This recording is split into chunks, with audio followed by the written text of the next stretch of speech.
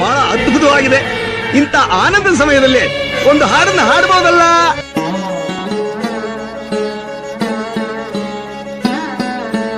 ಆನಂದ ಪರಮಾನಂದ ಪರಮಾನಂದ ಆನಂದ ಪರಮಾನಂದ ಪರಮಾನಂದ ತಾಯಿ ತಂದ ಜನ್ಮದಿಂದ ಜಗದಾನಂದ ಗುರು ತಂದ ಪುಣ್ಯದಿಂದ ಜನುಮಾನಂದ ಸರಿ ಸರಿಗ ಮಮರಿ ಸನಿ ಸರಿ ಸದನಿ ಪಮ ಗಮರಿಸ ಆನಂದ ಪರಮಾನಂದ ಪರಮಾನಂದ.